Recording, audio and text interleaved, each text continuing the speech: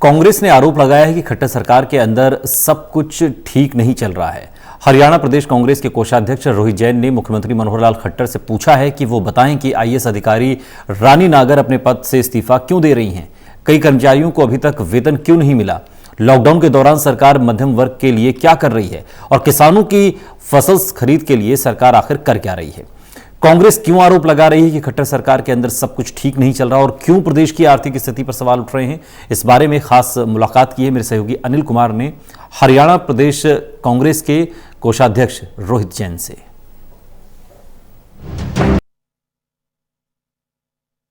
कांग्रेस ने आरोप लगाया है कि खट्टर सरकार में कुछ ठीक नहीं चल रहा। इस समय मेरे साथ हैं कांग्रेस के प्रदेश कोषाध्यक्ष रोहित जैन। इनसे जानते हैं कि वो ये आरोप किस आधार पर लगा रहे हैं। देखिए, सबसे पहली बात ये है, जो आज के हालात हैं उसमें देख के ये लगता है कि हरियाणा सरकार की आर्थिक स्थिति ठीक नहीं है। दूसरा, इनकी तरफ से कोई भी मध्य वर्ग को अभी तक राहत के लिए कोई भी घोषणा नहीं की गई है।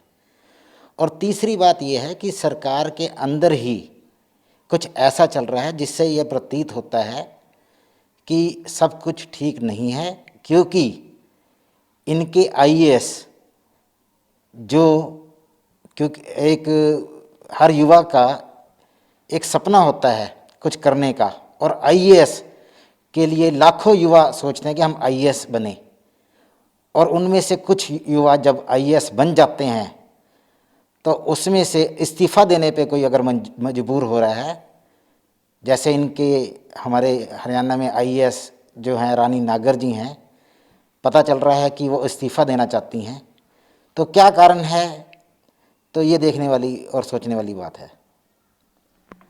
जैन साहब, अभी आपने कहा है कि प्रदेश की आर्थिक स्थिति ठीक नहीं है, तो क्या कारण है, आप किस आधार पर आरोप लगा रहे हो? देखिए, जो हमारे एम्प्लॉयज़ हैं, आज 23 तारीख है, उनको अभी तक पिछले महीने की सैलरी नहीं मिली है। लॉकडाउन हमारा लगभग 23 तारीख को हुआ था, मार्च को। एक महीने बाद भी अगर मार्च की सैलरीज नहीं मिल रही हैं एम्प्लॉयज़ को, कुछ को मिल रही है, कुछ को नहीं मिली। अगर सैलरीज नहीं मिल रही है, इसके ये स्पष्ट होता है कि सरकार की नीयत नहीं है इन लोगों को पैसा देने की, एम्प्लॉयज़ को। और एम्प्लॉयज़ ऐसे होते हैं कि आज की डेट में अगर हम बात करें कि बाज़ार में कोई जाता है, उसको उधार सामान ज़रूरत की जो चीज़ें नहीं मिल रही हैं, तो एम्प्लॉयज़ को अगर सैलरी नहीं मिलेगी तो उनका परिवार का गुजारा कैसे होगा। सरकार हर फ्रंट पे फेलियर है।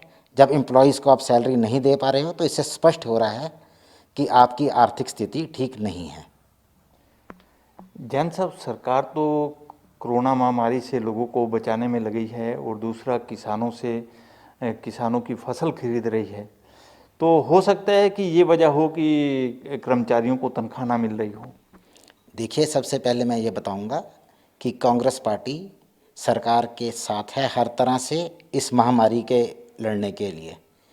लेकिन अगर हम किसानों की ही बात करें, किसानों को जो फसल है उसको खरीदने के बारे में भी इनके दिशा निर्देश स्पष्ट नहीं है। अगर इस रफ्तार से ये खरीदारी करेंगे तो कई महीनों में खरीदारी हो पाएगी। किसान भी त्रस्त है, जनता भी त्रस्त है, एम्प्लॉयज़ भी त्रस्त है। तो जैसे आप ये कह रहे हैं कि ये किसानों की खरीद के कारण या महामारी के कारण ये शायद एम्प्लॉयज़ की तनख्वाह नहीं दे पा रहे, तो ये बात नहीं है। मार्च महीने में ऐसा कुछ नहीं था। मार्च का पूरा महीना था, इनको सब जगह से रेवेन्यू आया है। मार्च के एंड में जाके लॉकडाउन हुआ था, तो उस वक़्त की मार्च की सैलरीज देने में अगर इनको कठिनाई आ रही है तो कहीं ना कहीं ये साफ पता चलता है कि इनकी स्थिति, जो आर्थिक स्थिति है सरकार की, पहले से ही ठीक नहीं है। जैन साहब, अभी आपने कहा है कि कांग्रेस जो है खट्टर सरकार के साथ खड़ी है, तो आप एक तरफ सपोर्ट कर रहे हो, दूसरी तरफ एलिगेशन लगा रहे हो, तो क्या कारण है ये?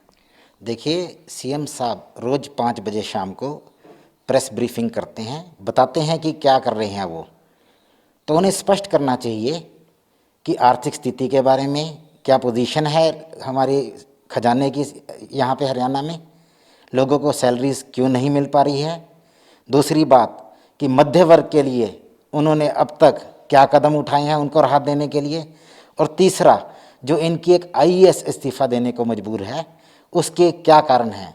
जब तक जनता को इसके बारे में नहीं पता चलेगा तब तक स्पष्ट नहीं हो पाएगा कि ये सरकार की कथनी और करनी में कितना अंतर है। ये थे मेरे साथ हरियाणा प्रदेश कांग्रेस के कोषाध्यक्ष रोहित जैन। इन्होंने आरोप लगाया है कि प्रदेश की आर्थिक स्थिति ठीक नहीं है। Anil Kumar, total news, Chandigarh.